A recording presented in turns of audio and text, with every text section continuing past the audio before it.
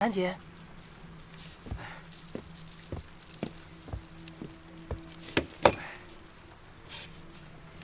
药好了，谢谢。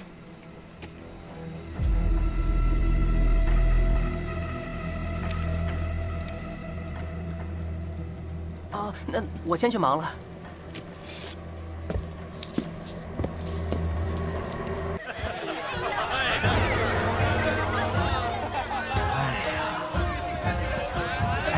今天可是花魁牡丹登场呀，她是店里的头牌。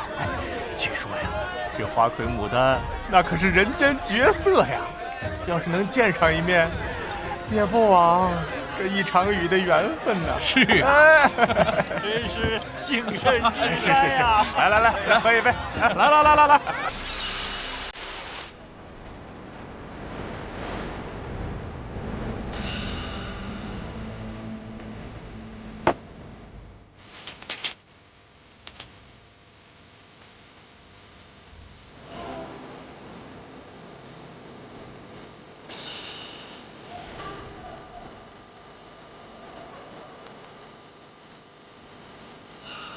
大人，血凤凰，咱们可算找着了。凤凰可是我当朝的祥瑞啊！真没想到这世上还真有凤凰。不对呀，凤凰不是金色的吗？这个凤凰怎么看起来血红的？是啊。哎，各位客官，各位客官，奇怪啊！花时已到，牡丹开宴。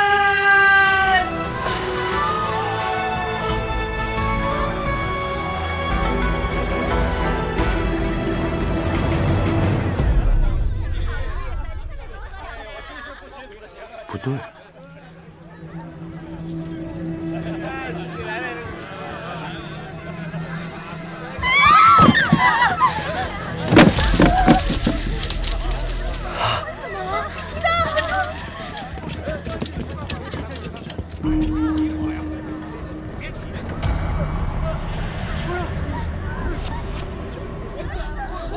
凤凰杀人了！凤凰杀人了！凤凰杀人了！都别动！大理寺卿胡大人在此，我看谁敢造次！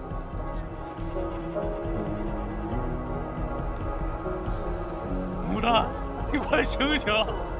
牡丹，你不能死啊！你知道我花了多少钱才赎回？退后！你刚才为何喊凤凰杀人？我看见凤凰穿过屏风，在牡丹的脖子上啄了一下，天上凤凰在飞，凤凰在鸣叫。是啊，我也听见了。可是凤凰杀人，那可是凶兆啊！古镇现在是逆臣当道，祸乱百姓，是要遭天谴的。住口！刚才大家都看到了，凤凰浑身是火。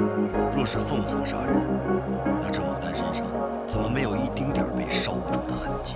明显她已经死亡了一段时间，所以凶手一定是人啊！所以这里的每一个人都有嫌疑，跟我有什么关系？尤其是你。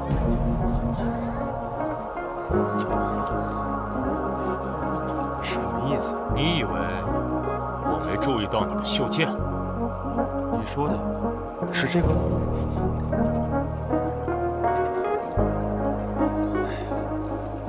行走江湖带一件防身的兵器，不过分吧？我看你是想刺杀胡大人吧？我算是长见识了。你们这些官差，不在官府里好好办案，跑到这里来喝花酒，最可疑的是你们吧？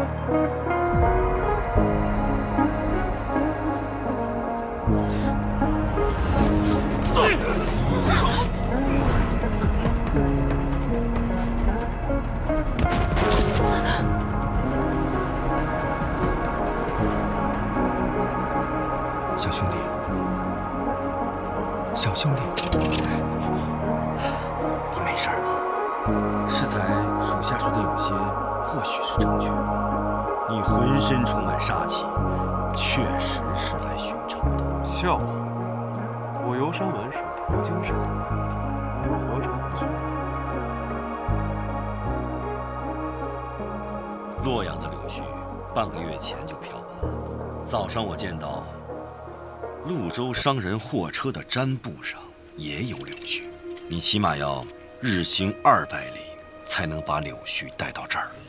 你身无一物，拎着一把剑日行100里，不会只是为了来神都游玩吧？我猜，你要找的麻烦就在这儿。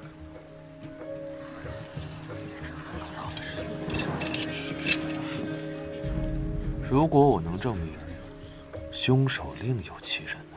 你若能击凶，大理寺定不会污你清白。一言为定，麻烦帮我拿下剑。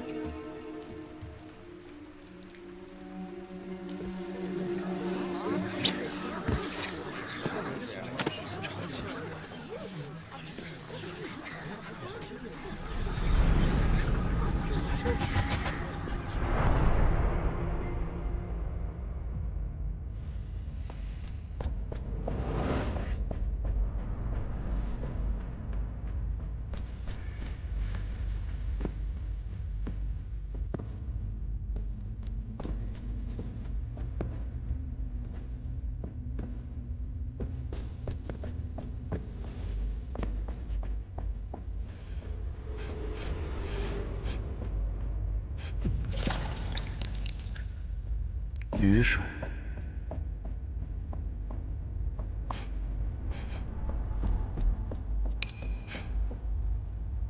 迷药，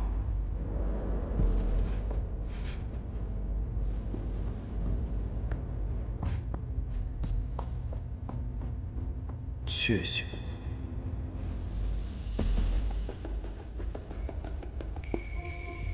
蒸木耳。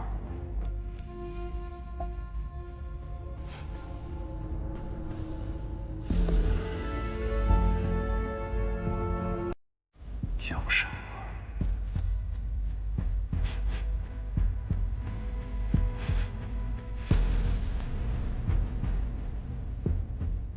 烟熏。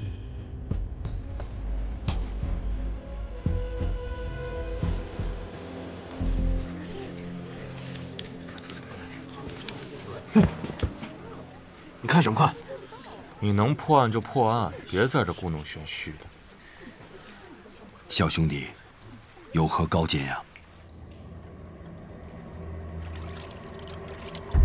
既然他们都到这儿了，那就借机一并除之，以绝后患。小兄弟，有何高见呀？死者的嘴里有一些迷药的味道，说明被人下了毒。这你也能闻出来？当然，还有他的衣服也是潮湿着，里面充斥着烟熏、雨水。或许早在舞女开始表演前，牡丹就已经被杀害，放在了这屏风之后。被杀后放在了屏风后了，怎么会这样？原来是这样，凶手在羊肠里面放满了血，缠绕在牡丹的脖颈处。凤凰看起来啄的是人，其实是羊肠。那按你这么说，凶手还能操控凤凰精准定位，这也太扯了吧！掌柜，牡丹今日出过门吗？没有，牡丹性格孤傲，平日就很少出门。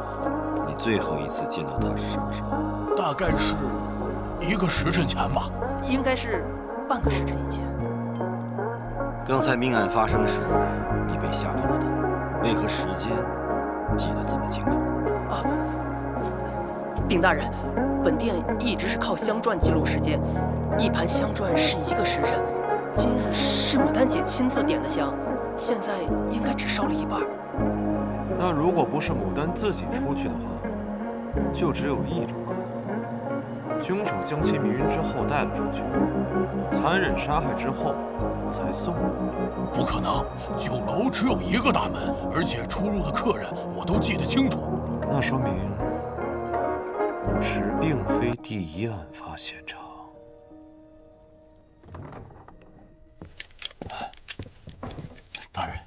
边请。这里啊，就是牡丹的闺房。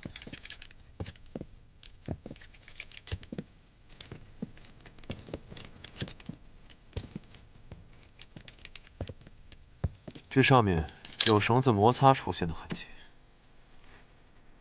凶手可以从这里进出。你小子看清楚，这是2楼，难不成凶手会分身术？上面自己用绳子放人，同时自己在下面接人。你分析的对，所以在这个酒楼里面还有另外一个帮凶。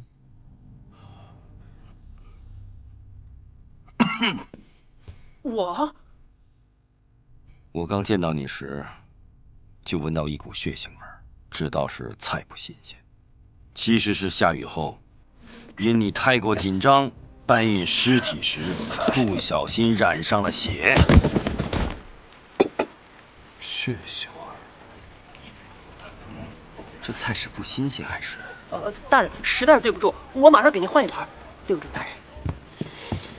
经我无意提醒后，你就趁机换掉了衣服。大人，刚才确实是本店招待不周，实在是对不住了。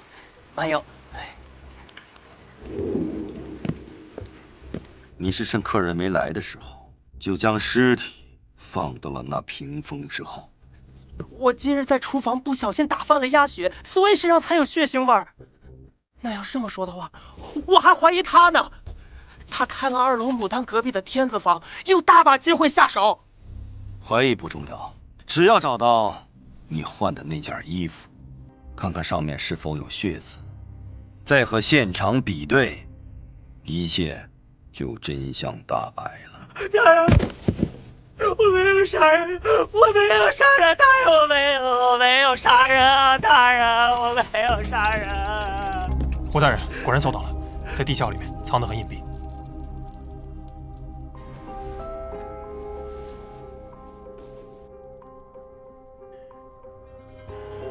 证据确凿，你还有什么话说？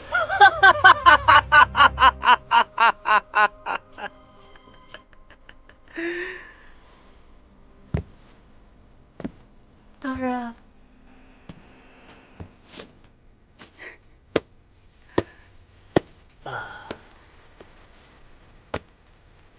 有句话是怎么说来着？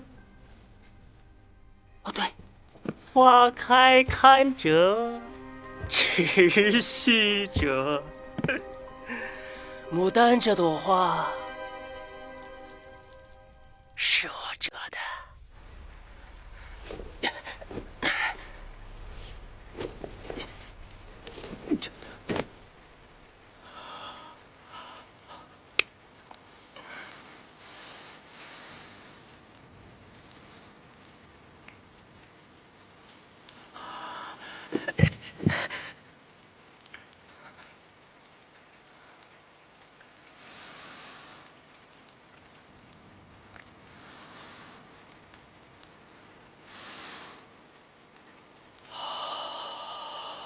牡丹，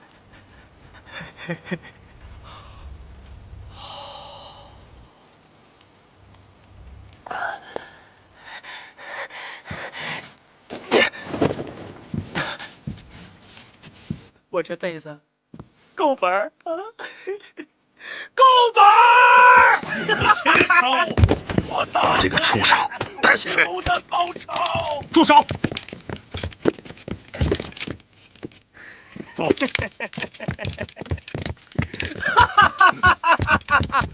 其他人等先退下去吧。是。且慢！你之前行为诡异，大人，我建议将此人立刻押回大理寺，严加审讯。小兄弟，你这一手闻香断案，可令人大开眼界呀！还是要多谢小兄弟鼎力相助。大人的鼻子也很没有，我鼻子不行，我这，我靠瞎猜，你这本领是先天有之，还是后天习得？戒行不怕，娘在呢。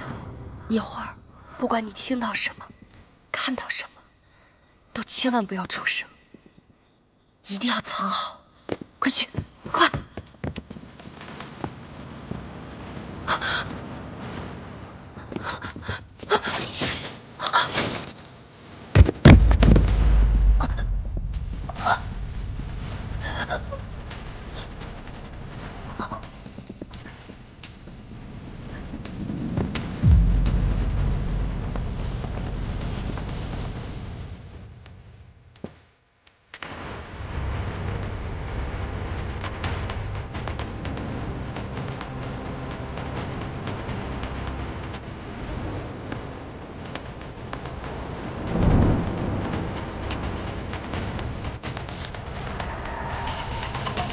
对了，还未正式介绍，在下大理寺卿胡正义，贤弟怎么称呼？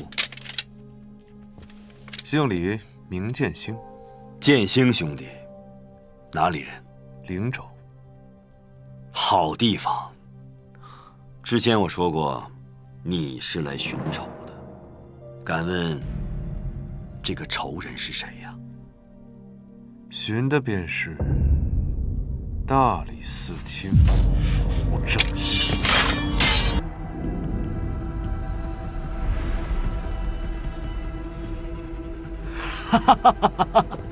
曾少，你太过实诚了，连玩笑话都听不出来。大人，这好笑吗？好笑啊！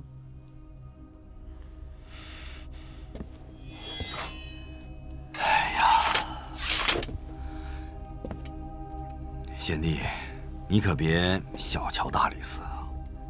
既然你来了洛阳，大理寺房间多，来暂住几日吧。你就不怕我杀了你？不怕，不怕。哈哈哈。之前你问我为何不在官府办案，反倒跑到酒楼来，那是因为我们听得雪凤凰在线。一路飞到了这片区域，特来查案。神都屡有百姓惨死于凤凰之口，兄弟有此本领，还望能助我们查清真相，在此谢过。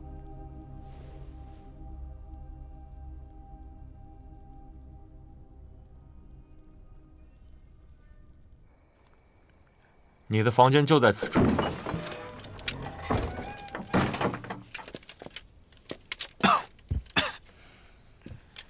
这房子半年没人打扫了吧？让你住你就住。我告诉你啊，你现在有重大嫌疑，没事别乱跑。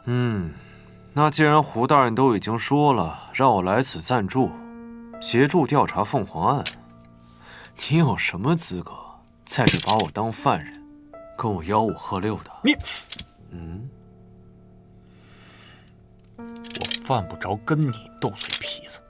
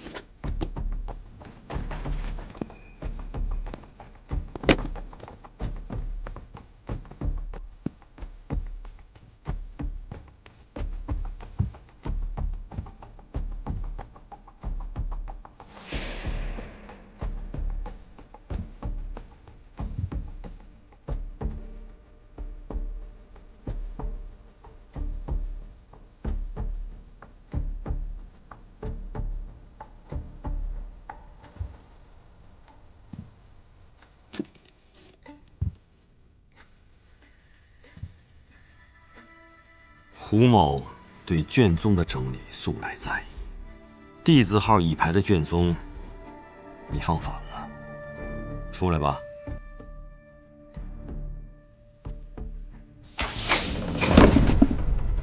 有刺客，追！是，追！大人，您没事吧？无妨，走。出去看看。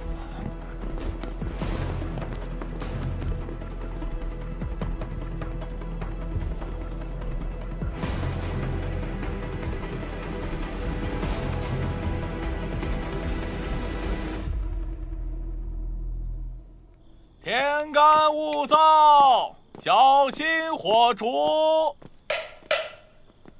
天干物燥，小心火烛。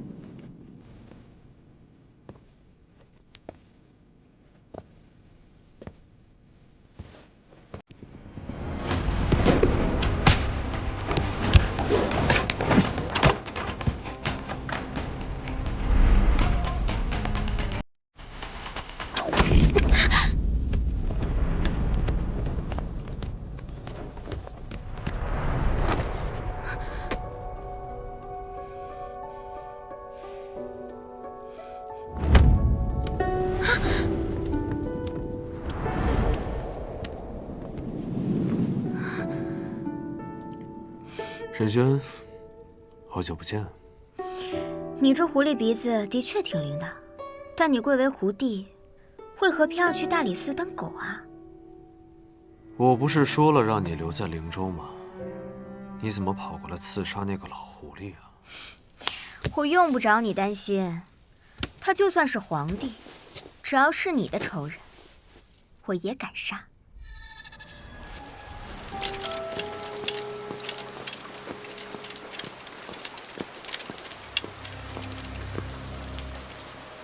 大人，我听说你最近住在福来酒楼，刚入住几日，但尚未找到合适的机会对他下手。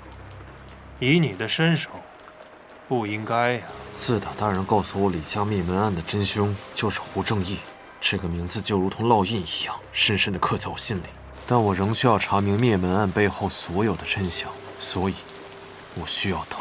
你做事向来有分寸，我信得过。但切莫让我失望。好不容易查到当年的灭门案和胡正义有关，这唯一的线索可不能断了。而且洛阳城最近一直有百姓横死，不能见死不救。你才跟他认识1天，就被他蛊惑了，现在竟然还帮他查起案来了。我倒是觉得这凤凰案没那么简单，应该和当年的灭门案有所关联。可你毕竟是来报仇的，有我在，也算是有个照应。你知道的，我的心意。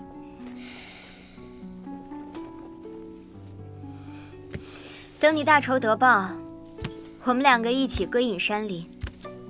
到时候你去哪，我就去哪。沈轩，看着我的眼睛说。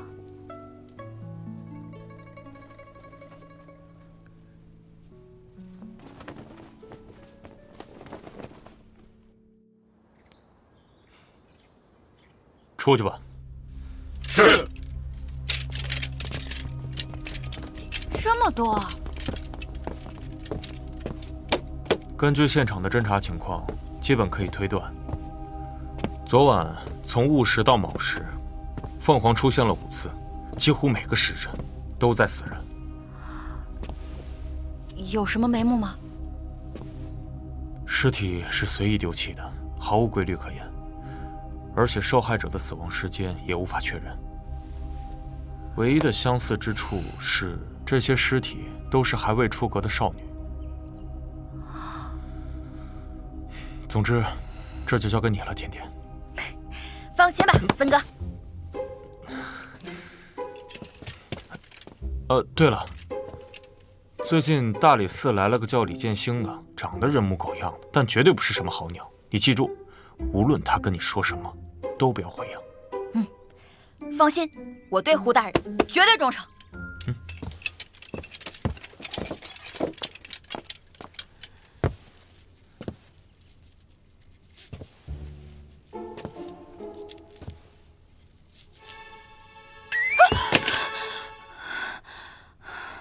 抱歉，吓到你了。你就是那个人模狗样的李建兴？哦，我不是那个意思。大理寺仵作宋甜甜。在下李建兴，胡大人请来帮忙的。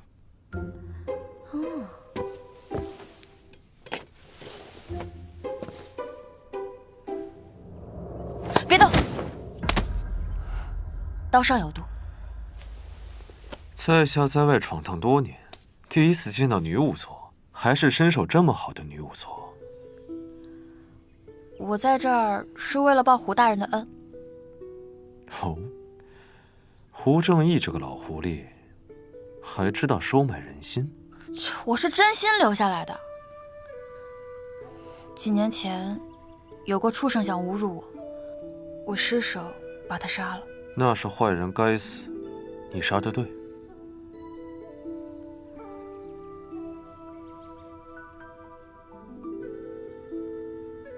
怎么了？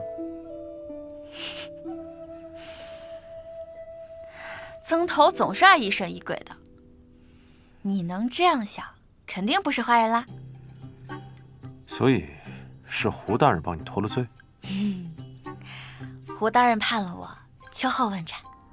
什么2个月后，圣人大赦天下，就把我给放了。那你应该感谢圣人呀。你觉得胡大人为什么会判我秋后问斩，而不是斩立决呢？他们都中了好奇怪的毒啊！愿闻其详。死者是因为流血过多而死，但你看，伤口只有鸟啄般大小，这样大小的伤口是不足以流那么多血的，血会提前凝结。但这些尸体上的血都已经流干了，而且我问过现场的捕快，他们说现场也没有那么多血迹。所以你觉得是下了毒才会流这么多血？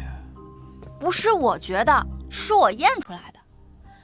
此毒无色无味，加之伤口又被清洗过，所以很难被发现。难怪我没闻出来。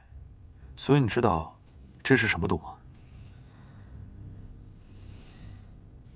不过，你看，这些死者身上都有这样的痕迹，这些痕迹说明死者生前是被倒吊着，就像是被放干了血一样，太残忍了，太歹毒了，这肯定不是什么凤凰作案嘛。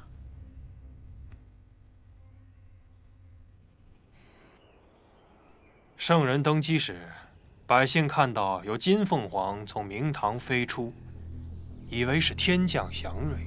如今血凤凰一出，祥瑞变恶兆。臣以为当严查血凤凰一案，始作俑者将他们斩草除根。另外，再请江湖杂耍人上演一出金凤凰啄血凤凰的戏码，以此昭告天下百姓，血凤凰已被祥瑞降服。孙成景，你好大的胆子！圣人息怒，臣该死。你的确该死！江湖把戏怎么能跟当朝祥瑞相提并论？圣人圣安。胡青来了，你先起来吧。谢圣人。听闻昨日凤凰杀人时，胡大人刚好在案发现场。哦，这么巧。回圣人，就是这么巧。那胡青，你怎么看？臣以为，此案肯定不是凤凰杀人，而是人为。既然胡青这么肯定，那此案就交给大理寺去办吧。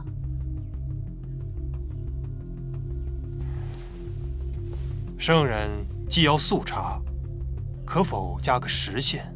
毕竟人言可畏啊。如此甚好，臣10日内定破此案。10日之内，怕是再过1、2日，这谣言便早已传出了神都。身为大理寺卿，还望胡大人能够为国分忧，早日查明真相，以安民心。胡正义，臣在。朕命你3日内破案，肃正台协办。谨遵圣人圣谕。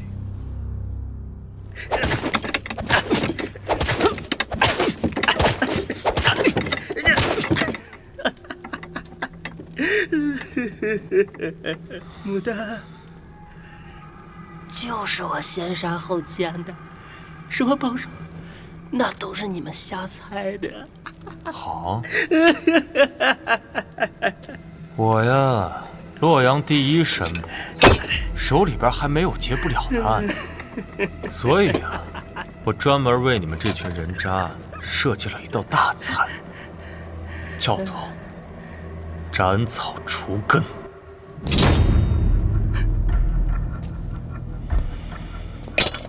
这一刀干脆利落，即便你堕入地府做了一只鬼，也绝对做不了色鬼了。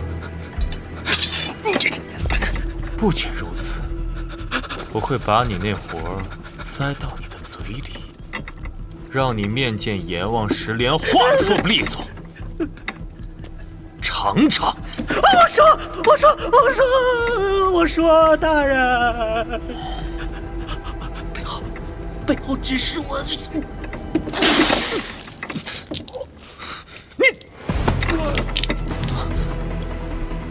快来人！救！大人，救！松绑！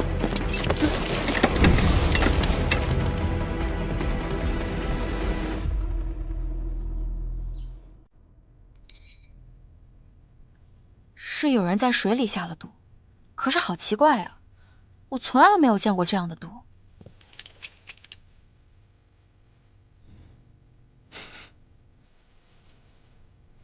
这种毒，我也未曾见过。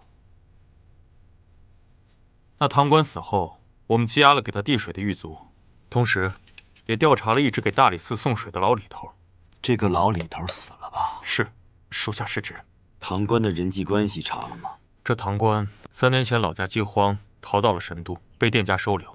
不过他有一个不太好的癖好，就是爱赌钱。据赌坊老板所说，他之前赌得很小，但最近出手很大。看来他是被雇来的帮凶啊！查查他的钱是哪儿来的。是。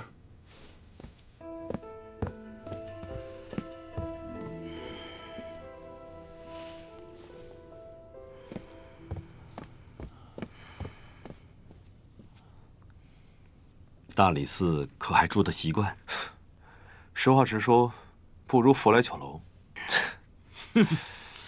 虽然我们这儿没有花团锦簇，但你想住多久就住多久，不花钱。大人留我下来，是有什么话想要对我说吗？哦，剑行贤弟啊，昨天咱俩第一次见面，我就觉得呀，你眼熟。咱们是不是之前在哪儿见过？我一江湖游子，见不着的。年纪轻轻就武艺高强，不知是族中长辈授意，还是拜过师门呢？家里呢，小门小户，父母走得早，也没拜过师，功夫啊，自然是江湖上学来的。剑星兄弟的话说一半，藏一半。身上的秘密很多呀。人呢，行走在江湖当中，自然是有些话不想去说的。比如，来大理寺的真实目的。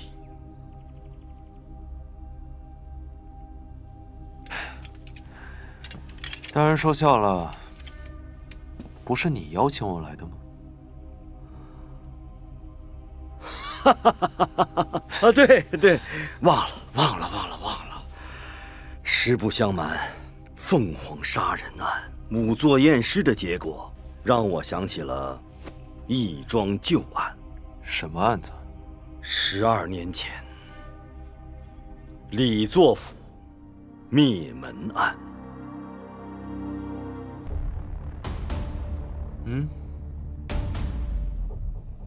12年前，大将军李作被指控谋反，正待盛采，岂料家中便闯入了刺客，全家走漏。此事一出，圣人下令要严查凶手，但是真凶至今仍未被抓住。当年案中遇害者的死状几乎和本案一致。若能查明此案，或许就能推断出12年前那桩旧案的真相。鹰嘴钩，当时凶手使用的是一种特制的武器，状如鹰嘴，直插入脖颈，人影脉。剑心兄弟，你怎么什么都那么清楚啊？行走江湖，略有耳闻。不过10多年来悬案未破，大人不觉得惭愧吗？人言可畏啊，大人就不担心旁人说大人不是不会破，而是不想破？剑心兄弟，话既然说到这儿了，咱们就大开天窗说亮话。剑心兄，你愿意助我一臂之力去调查这桩凤凰案吗？可以啊，但我需要点东西。好说，好说。你需要什么？我需要一头猪。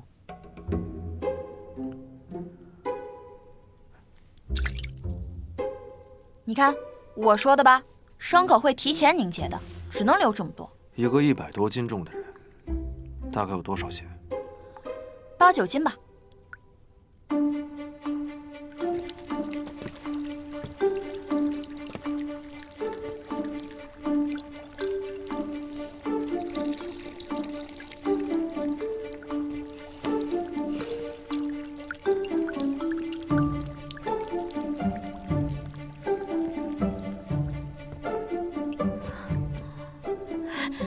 不留了。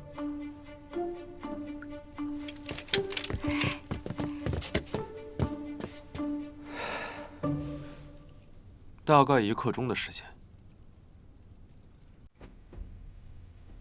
凶手把受害人掠走，运到案发现场，用1刻钟的时间杀人放血，再把尸体运回酒楼，全程一共用掉半个时辰。那杀人凶手要么步行，要么坐马车。按照这个速度计算，杀人现场距离福来酒楼应该不会超过5里。曾生，你带一队人马，仔细排查福来酒楼5里内可疑的地方。杀人现场必然足够隐蔽，血腥味儿也会很重。是，大人，不好了！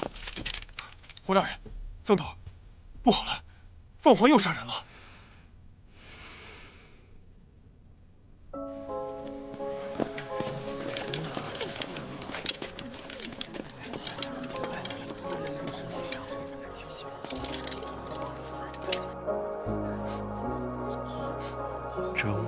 刚才在洛阳的另两处又发现2具尸体，死者都是年轻女性，暂时没有发现他们有任何怀疑。接下来恐怕还会有死者出现，我们需要主动出击。但是抛尸没有规律性，我们又没有办法预测到抛尸地点，怎么着？抓凤凰。地图。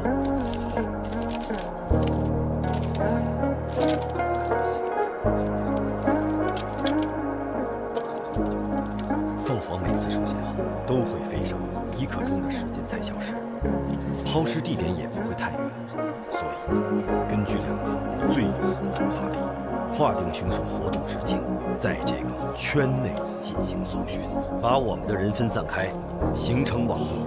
这样，一旦凤凰出现，就会有人马上赶到。今晚之间，必须抓到凶手。属下遵命。裴增胜，那2具尸体都运回大理寺。怎么了？不要拉到我作坊，都给我拉到院子里去。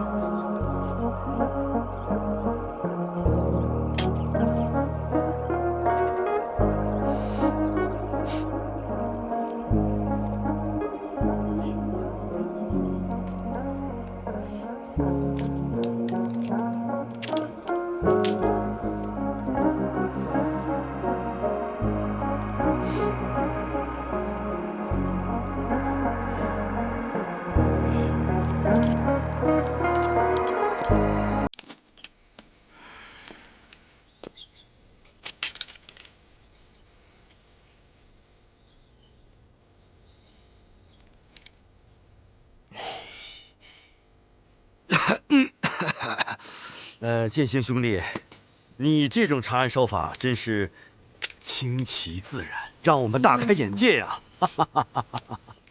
装神弄鬼，我倒不觉得。剑星大哥一看就是有真本事的样子。你叫他剑星大哥？你俩才认识几天啊？你叫他大哥？你叫我你才是不对，不对啊！这也太奇怪了。哪里不对？牡丹的房间里有樟木的门，所以她的身上有樟木味可以理解。宋姑娘为了避免尸体被虫蚊所叮咬，在仵作房里放置了大量的樟木，所以第一天被送来的5具尸体身上有樟木，也可以理解。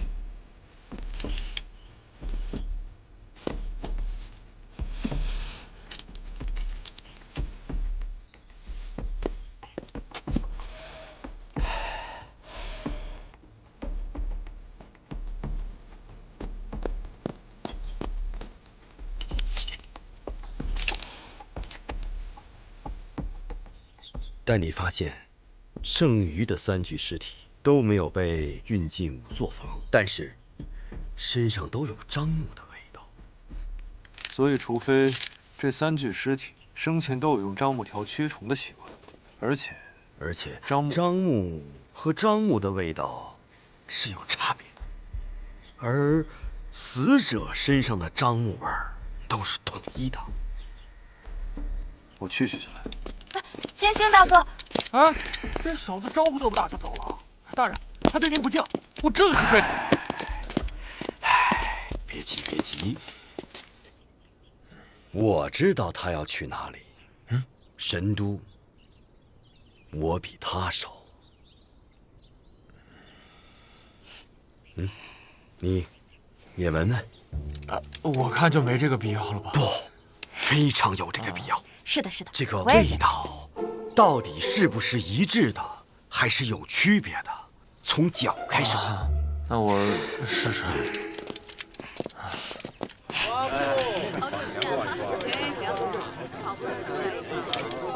樟木的味道一致，这就说明这些女子都在一个有樟木味道的地方待过，而且是大量樟木，少量樟木条根本做不到。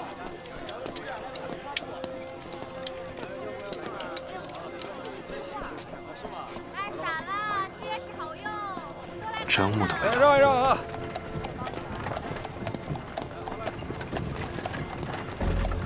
就是它。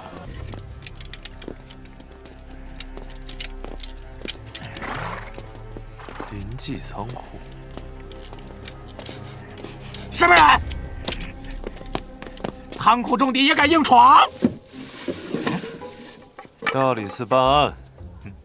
大理寺，那大人可有腰牌凭证？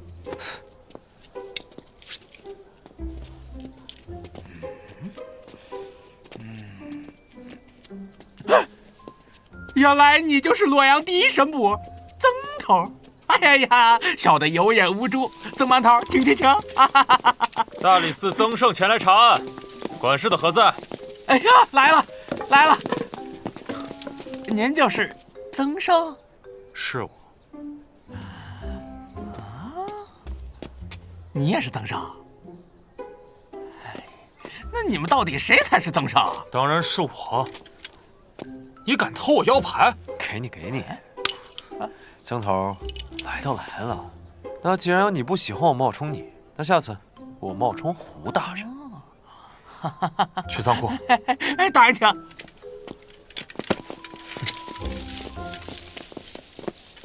在神都，除了这间仓库之外，还哪里有大叶香樟啊？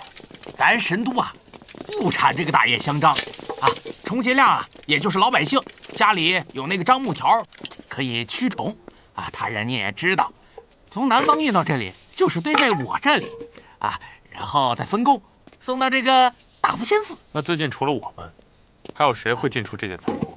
就是这些搬运工。啊，大人里面请。哎，大人，就是这儿啊，所有加工好的樟木啊，全在这儿了。啊，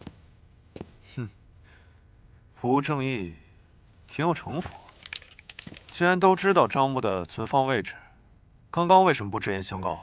胡大人的心思，岂是你这种人能揣测的？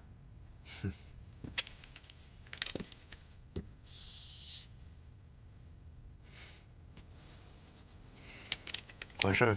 哎，这仓库多久没有清洗过了？哎，瞧您说的，按照规定，我们每个月都要清洁仓库的。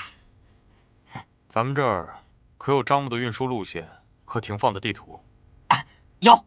小张，地图。啊，去。大叶香樟啊，不是本地树种啊。大人您看啊，这圣人啊要修建大福仙寺啊。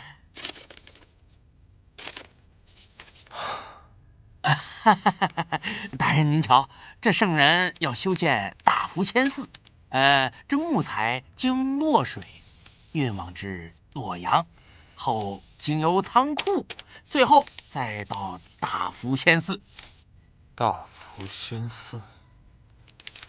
行了，交给我了，晚上回去等着我。哎，你怎么又走了？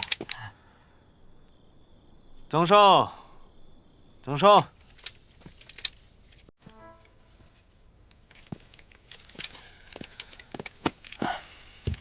哟，挺认真啊，破案的。怎么样？有什么？看什么呢？你还挺适合这件衣服的，有什么发现吗？哎呀，有些地方没去成，但不过目前查探到的地方来看，香樟味浓郁，并没有血腥味。有没有可能这些女孩都在有樟木熏香的地方待过？写着点啊，新樟木和旧樟木之间的味道是有细微之差的。原来大福仙寺和仓库可以很肯定的一件事，就是新樟木的味道。我姑且相信你的那套气味理论。那第一起酒楼的案子中，牡丹消失了大概半个时辰。我们减去放血用的1刻钟，还剩下3刻钟。你有把握在3刻钟内抱着人跑这样一个来回吗？酒楼到大福仙寺不行，酒楼到仓库也不行。谅你也不行。那就是在运输途中染上的。那更不可能了。运送尸体的时候，尸体一定是被包裹住的，即便是遇上了，也很难覆盖到衣服上。那要你这么说，这3个地方都有可能成为杀人取血的地点。那凶手是怎么做到在这3个地方用半个时辰完成杀人放血的？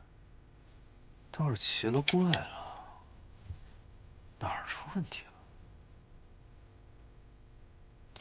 我知道了，你狗鼻子出问题了。谁是狗鼻子？才是。总之，我会将此事禀告胡大人。我们应该还要去一趟酒楼，毕竟那是第一案发现场。或许我们疏漏了什么线索。还算有点聪明。走吧。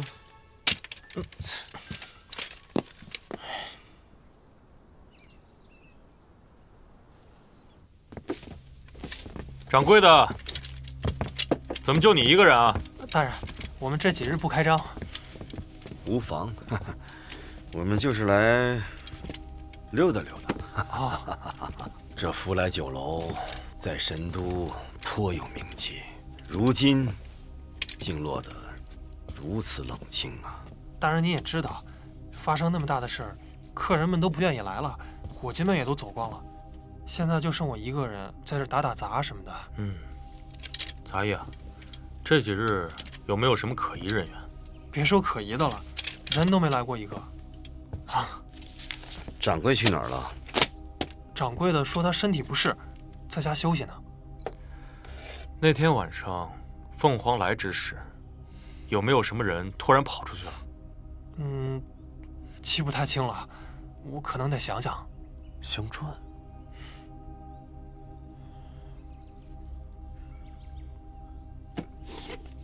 大人，这个是事发前新买的香粉。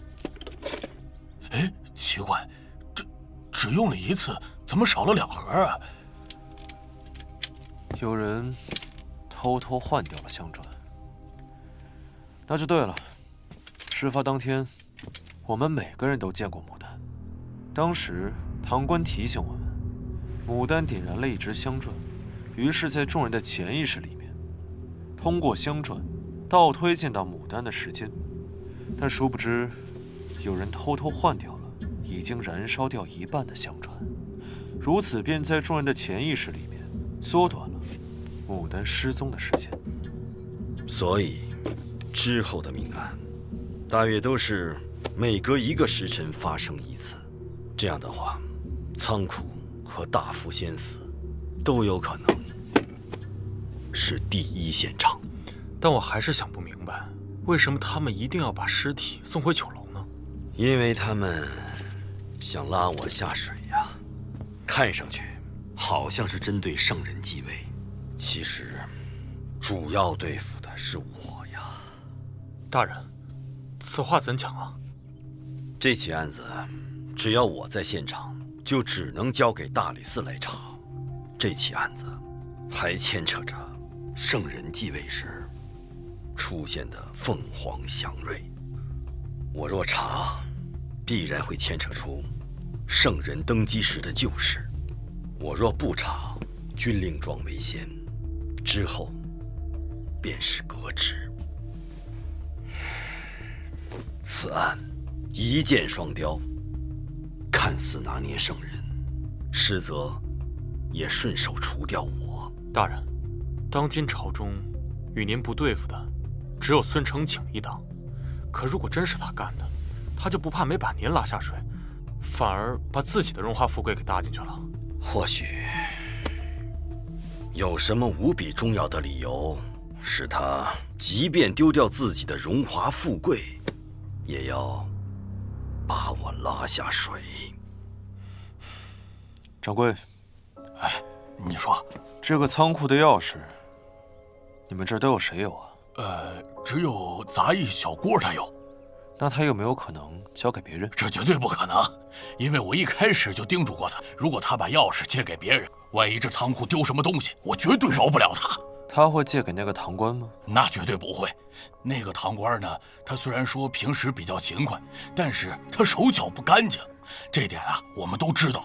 那牡丹宴开始前，杂役在什么地方？他应该是在后院忙活，平时他还做一些运输的事儿。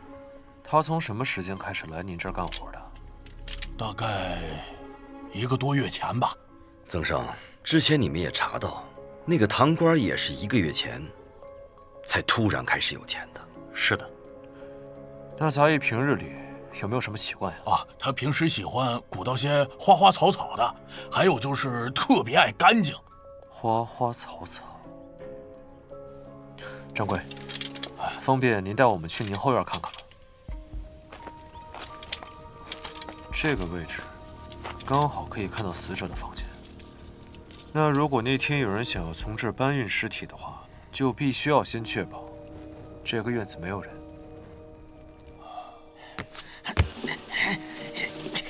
而且忙碌的杂役他不能说出去。那如果这件事情想要绝对的万无一失的话，各位，那这个人其实就是杂役他自己。是你杀的牡丹！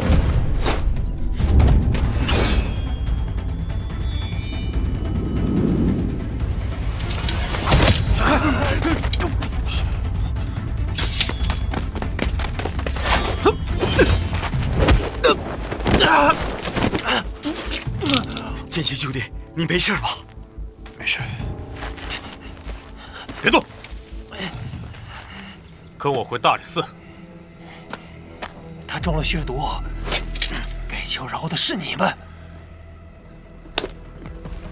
天神血火，普照苍穹，既蒙此光，永驻乾坤！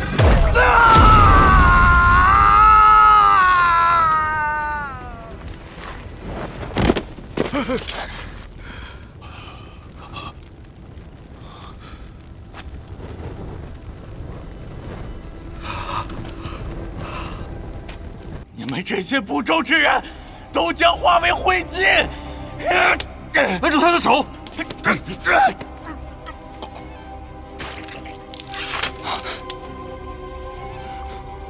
死了！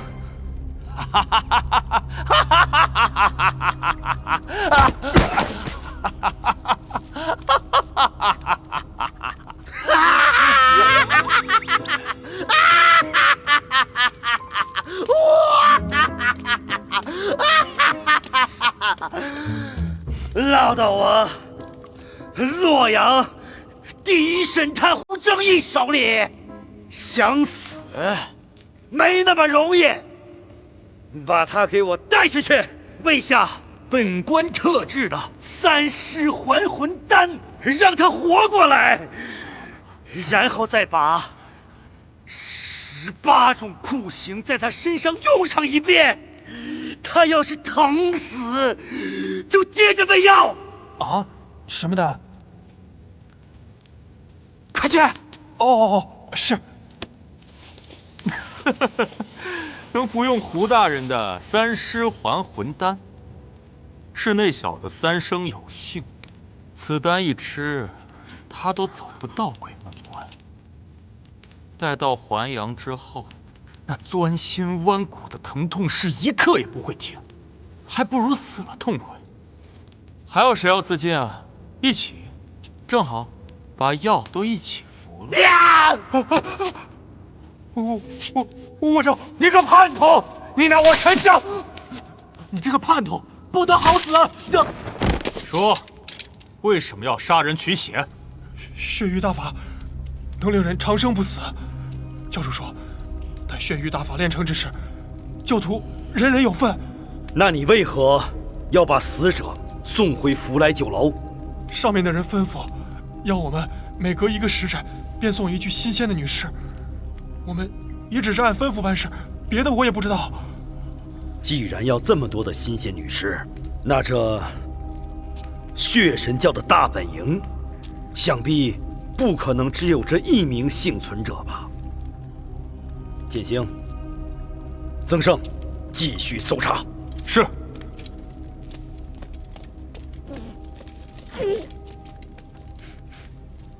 等等，又怎么了？密室在那边。你怎么知道？相信我。走。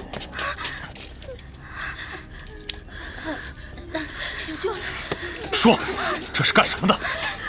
他们不是祭品，他们是教主掳来的性奴。你啊，不过跟我没关系。真是个畜生！来人，在，带回大理寺，松绑。是。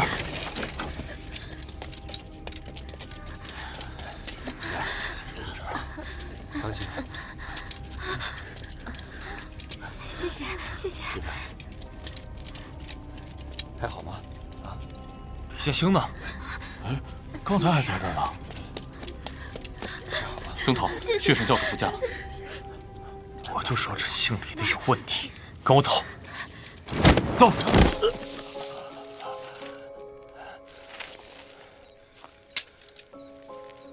教主大人，我好言相问，你不听，所以我只能把你请到这个地方，好好聊聊了。哼，我什么都不会说的。哦。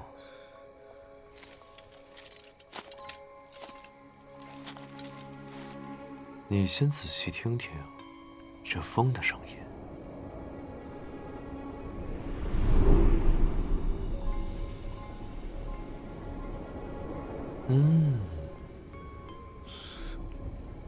像不像死人的哭泣声啊？我不知道你背后背了多少条人命，但我可以很确定地告诉你，今天晚上我会把你埋在这儿。碑已经帮你弄好了，当然，头是朝外的。我想想，这黑灯瞎火的，有多少冤魂会来找你算账？你敢！你敢动我！血神教3000教徒，饶不了你！你们教派涉嫌多起杀人，很快朝廷就会将他们连根拔起。你好好想想，教主大人，你以为你的那些教徒们还有背后的人真的会来救你吗？不妨老老实实的回答我的问题。我心情好，姑且可以饶你一命。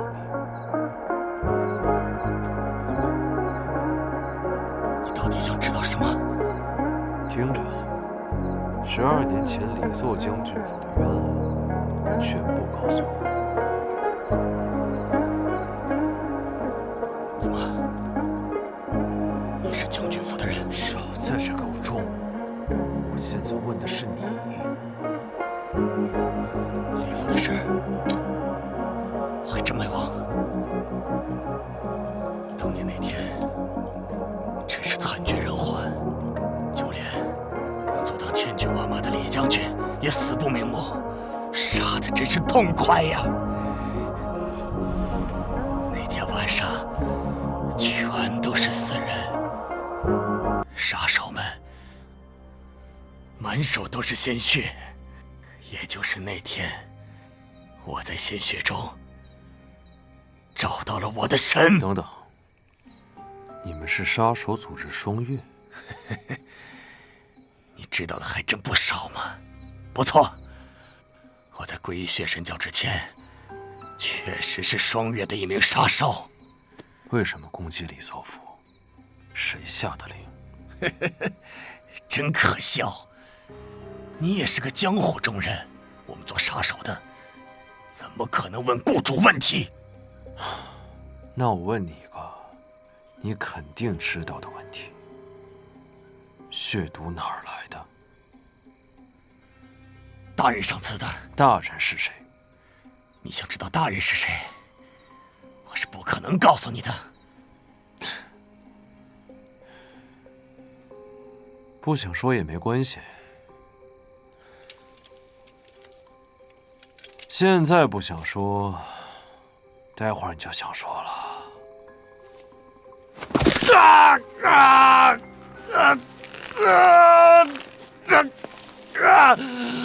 你个疯子！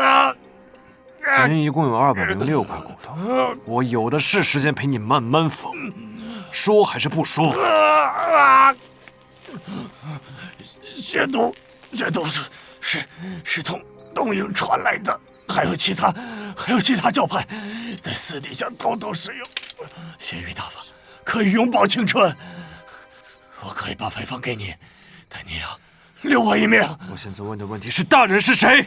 这件事的罪恶之人，不是我，也不是血神教，是如今在朝堂上的那位。血域大法也是他告诉我的。朝堂里的人，谁？胡正一。李建兴，休要负隅顽抗，赶紧束手就擒。曾捕头是不是搞错了？我是来协助查案的。查案需要把主犯绑到荒郊野岭来查吗？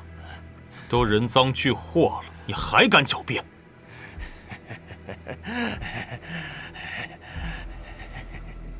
宵小之辈，休想再蒙蔽大人了。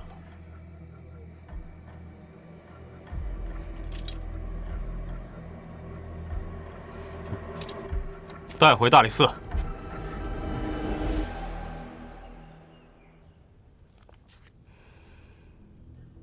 给胡爱卿看茶。谢圣人。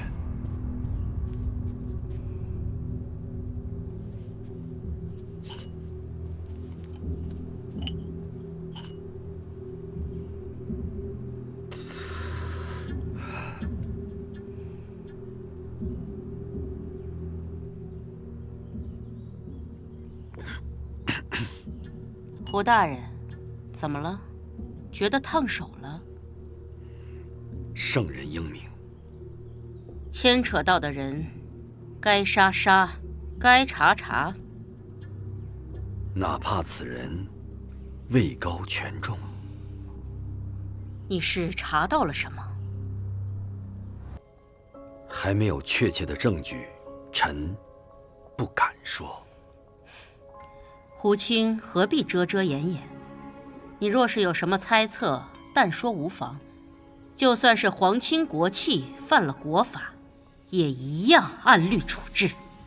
圣人多虑了，与朝中之人并无干系，而是江湖中一些宵小之辈，竟敢自比三皇五帝。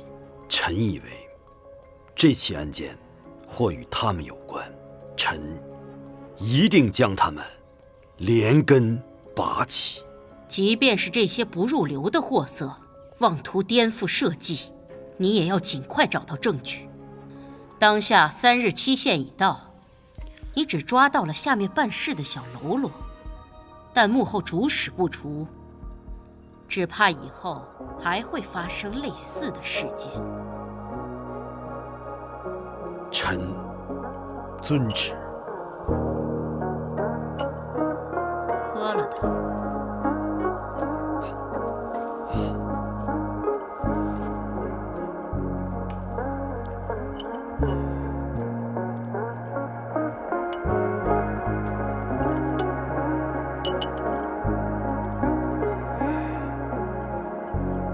谢圣人。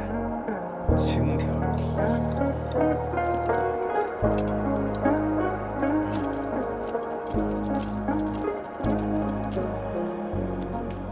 有什么要主动交代的吗？等我出手了再交代，你会很后悔的。过来。血神教主不是凤凰案的背后真主，他背后还有别人。不错，继续说。继续说。那受不了了，我刚要问出来背后真凶是谁，你不就出现了吗？不过，我倒是能感觉到那个人，应该跟朝堂关系密切。朝廷都出来了，剑心啊，咱能别瞎咧咧了吗？这血神教的背后，不就是你吗？所以这就是你的猜测？这是事实，铁证如山，我亲眼所见。不是曾胜，你用你的猪脑子好好想想，行不行啊？他要是我的手下，我为什么要审他呢？我怎么知道你为什么演戏啊？说，为什么潜进大理寺？别那么大声，是不是胡大人请我过来的？那天你不在吗？不说什么？不说，我可就要用刑了。随你。李剑心，这里是大理寺地牢，不是你撒野的地方。我倒要看看你有什么倚仗。且慢！大人，大人，曾胜，你先出去吧。大人，您再多给我一点时间，我马上就问出来了。怎么问？靠屈打成招吗？大人，大人，这小子虽然替您受过伤，但可能是苦肉计啊！你要违抗我的命令吗？属下不敢。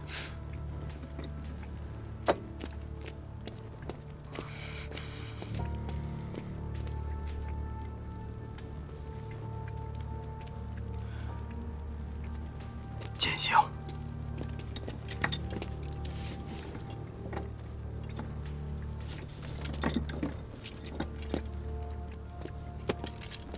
我想起我们第一次见面时，我就跟你说，你到洛阳是来找麻烦的。按说这是你的私事，我不该打探。但是现在，我不得不再问一遍，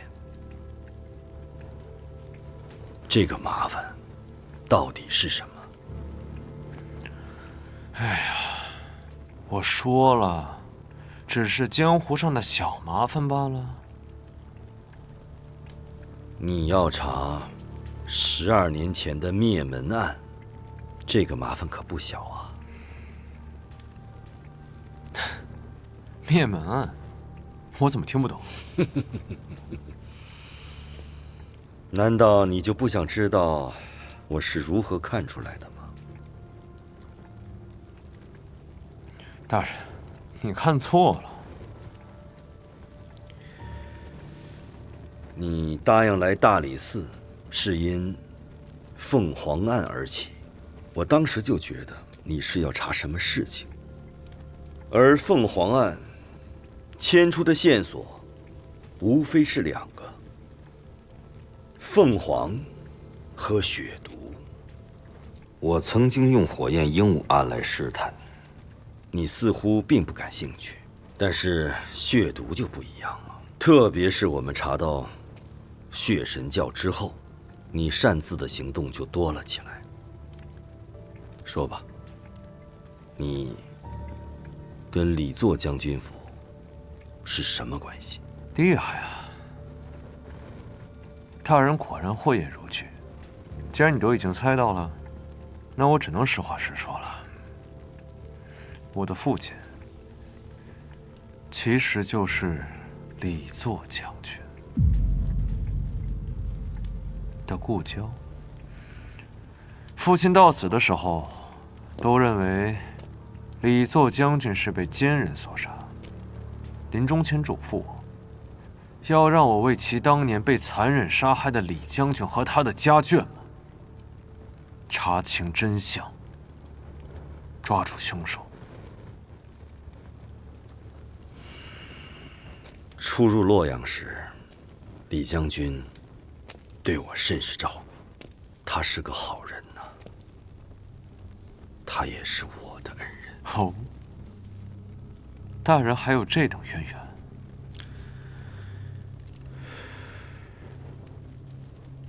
内庄悬案，这些年我一直在让大理寺追查，这一点你我的目标是一致的。怎么，你信不过我？自然信得过。大人既然都这么说了，那就让我来帮助你，咱俩一起去解开当年的谜团。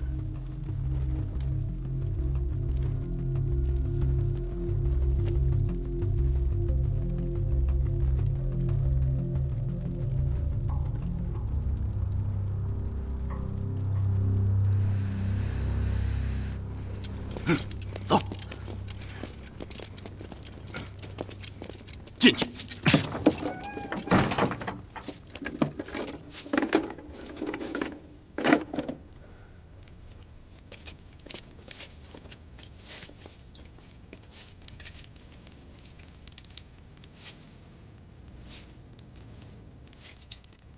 你跟胡正义说的话，我都听见了。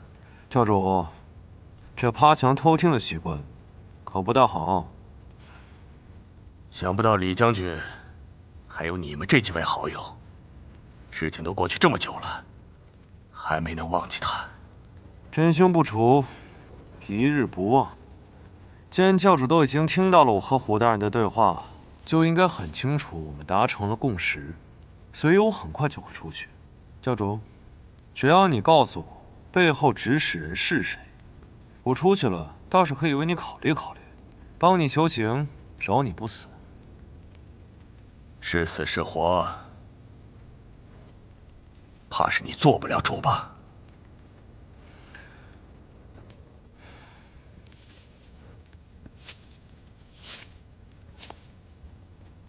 哎，我又没问你血凤凰的事件，况且当年的案子早就盖棺定论了，你告诉我，我也没办法揭发，这个理儿你说是不是啊？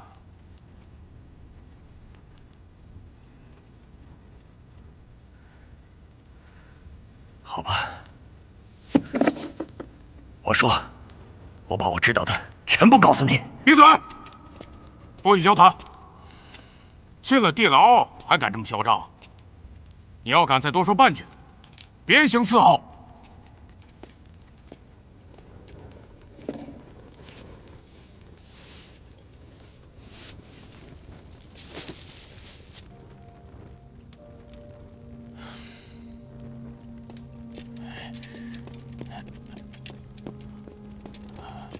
哎，胖子，你咋出来了？啊，哎呦，不行，中午吃太多，吃坏肚子了。你赶紧帮我盯会儿啊，我去趟茅房。没到换班时间呢。对，不行了，不行了。卖白糖喽！卖白糖